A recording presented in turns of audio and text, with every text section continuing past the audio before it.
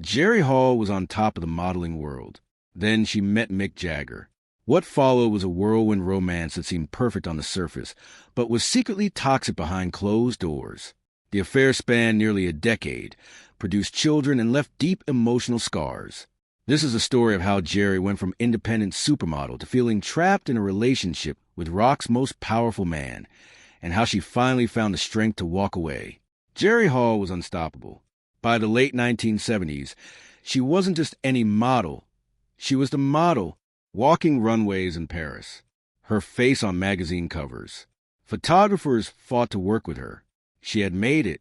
The American girl from Texas had conquered the fashion world on her own terms. But there was something Jerry wanted that no modeling contract could give her.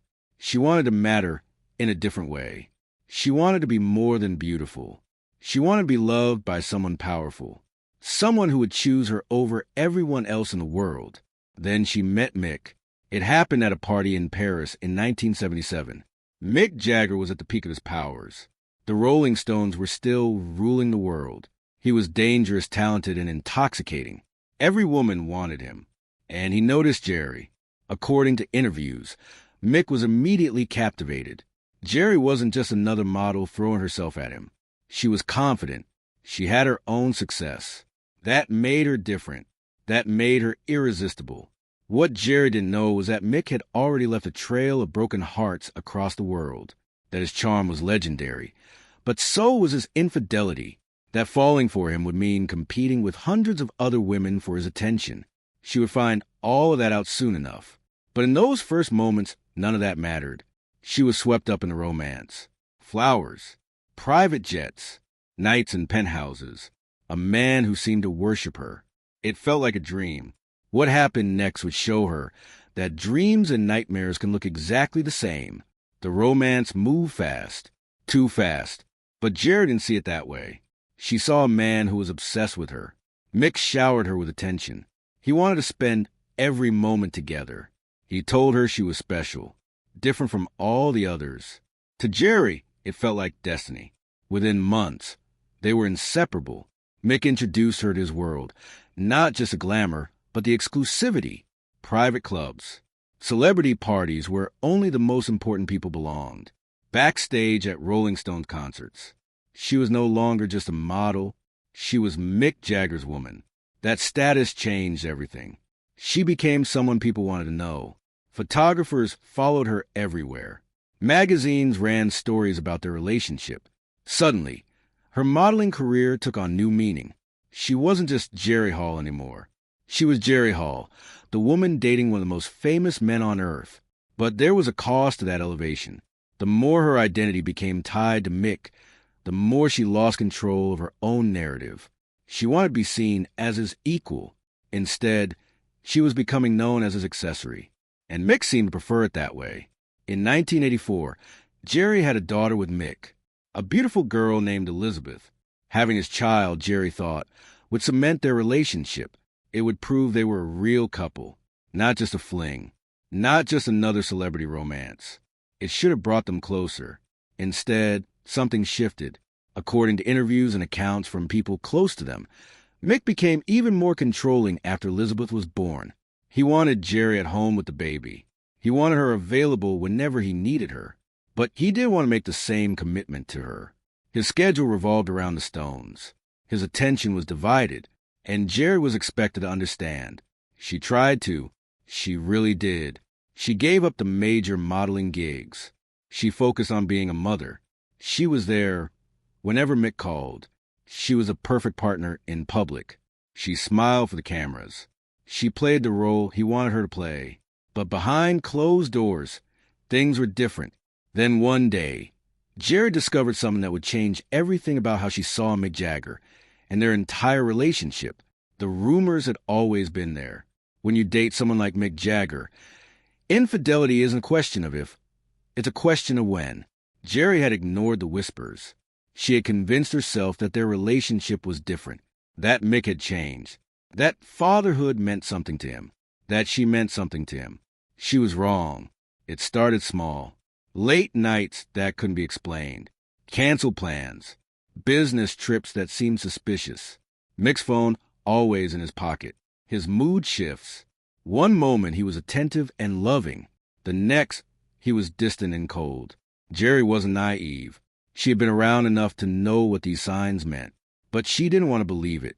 She had invested too much, given up too much. Then came the moment she couldn't ignore it anymore. According to interviews, Jerry discovered evidence of Mick's infidelity. The details were humiliating. It wasn't a one-time mistake. It was a pattern, multiple women, over an extended period, while she was home raising their daughter, while she was being the supportive partner, while she was sacrificing her career. The betrayal wasn't just emotional. It was public, because in their world, nothing stayed private. People talked, journalists dug, and soon, everyone knew what Jerry was trying to hide. That Mick Jagger had been systematically unfaithful throughout their relationship. What made it worse was how Mick handled it. He didn't apologize. He didn't beg for forgiveness. According to reports, he acted like it was a problem, not his, like she should have expected it. Like this was the price of being with someone of his magnitude. His infidelity wasn't a flaw. It was a feature of his lifestyle, and Jerry was supposed to accept it. Do you think fame helps people, or does it slowly destroy them? Because watching what happened to Jerry, it's hard to see it as anything but destructive. Let me know in the comments what you think. The emotional toll was devastating. Jerry felt trapped. She had a daughter with Mick. She had built a life around him. Her identity was completely wrapped up in being his partner. Walking away would mean starting over. It would mean admitting failure. It would mean facing the world as a single mother while Mick continued living his life without consequences. But staying was slowly destroying her from the inside. She tried everything. She confronted Mick. She demanded change. She threatened to leave.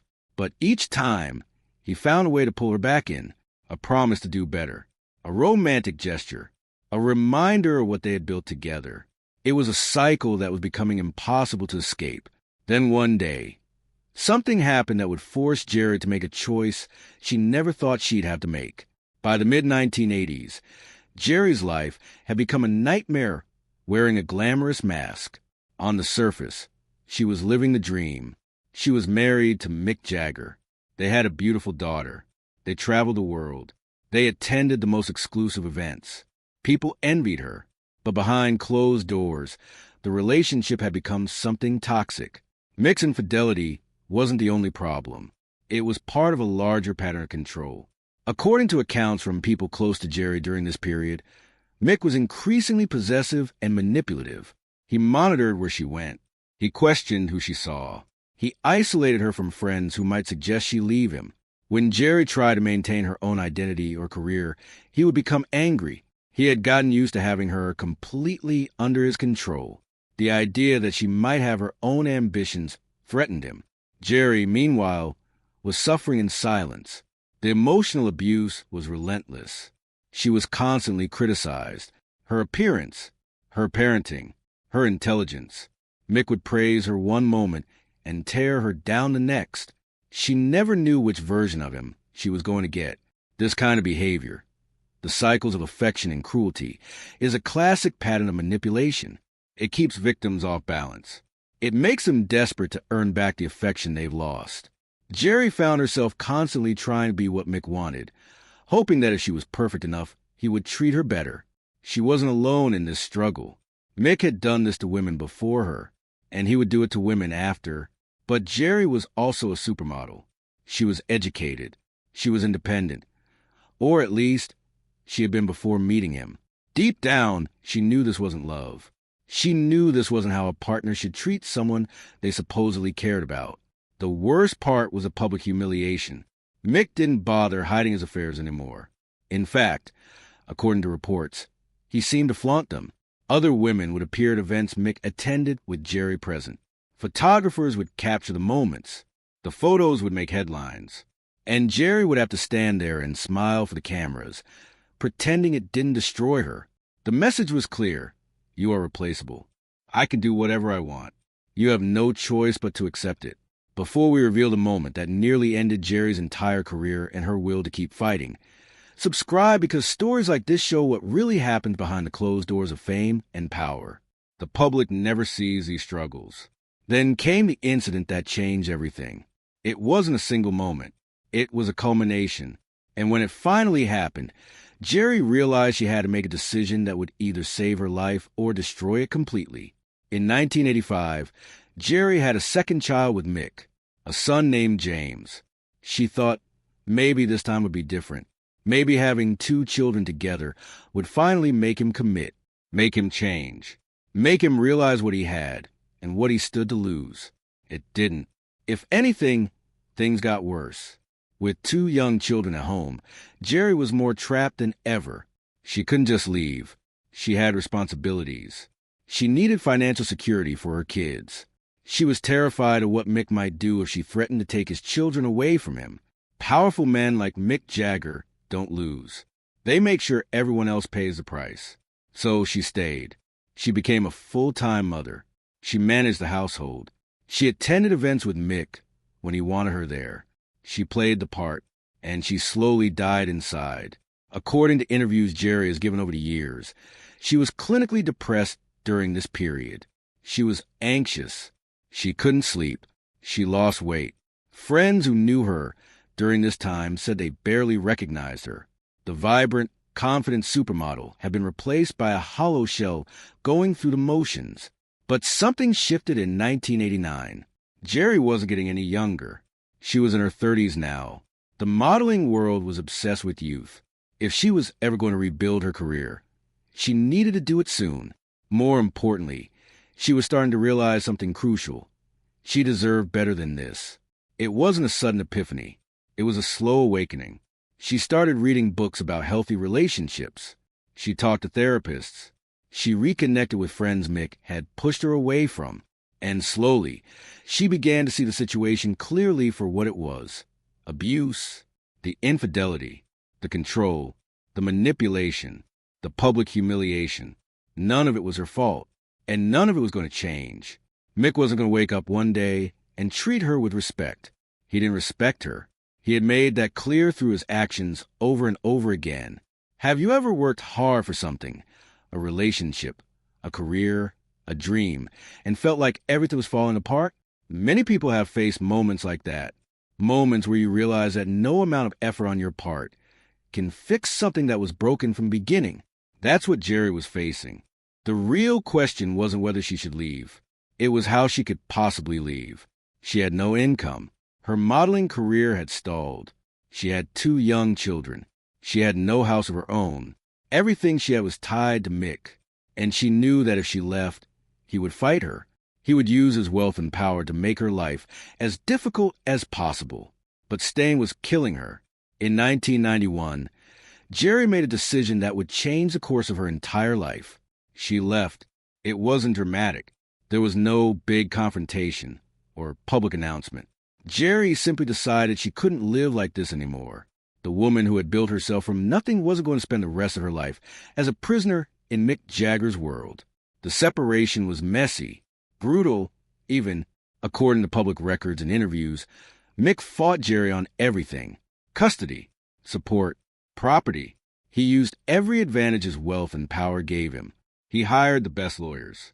He had connections in media. He could spin any narrative he wanted. Jerry was just an ex-model trying to take his money. But this time, Jerry didn't back down. She fought back, harder than she had ever fought for anything in her life, for her children, for her dignity, for her future. The legal battle took years. It was expensive and emotionally draining. There were moments when Jerry wanted to give up, when the pressure felt too intense, when she wondered if it was worth it, but she kept going. And something remarkable happened during those years. Jerry rediscovered herself. She started working again. Small modeling jobs at first, then television, then acting. She built a career that was hers, not defined by Mick Jagger, not dependent on him. By the 1990s, Jerry Hall had become a television host. She appeared in films. She had her own projects, her own success. She was no longer living in someone else's shadow. The legal settlement, when it finally came, gave Jerry what she needed: financial security for herself and her children. It wasn't everything she deserved, but it was enough. Enough to be independent. Enough to rebuild. According to interviews, Jerry has spoken openly about this period of her life. She's talked about the therapy that helped her heal, the support system she built, the moment she realized that loving yourself has to come before accepting love from anyone else. She's also been brutally honest about what she did wrong. She admits she ignored red flags early on. She admits she sacrificed too much of herself trying to change someone who didn't want to change. She admits she stayed longer than she should have because of fear and financial dependence. But she's also been clear about this. None of it was her fault. The abuse wasn't something she caused. The infidelity wasn't punishment for something she did. The control and manipulation weren't her responsibility to fix. What Jerry discovered in rebuilding her life was that she had always been strong enough to survive this. She just needed to believe it. Today, Jerry Hall is known for much more than being Mick Jagger's ex. She's known for her resilience, her honesty, her willingness to speak up about the darker side of relationships with powerful men. But her story with Mick revealed something even more important about fame and power dynamics. And the real lesson might shock you more than anything else we discussed.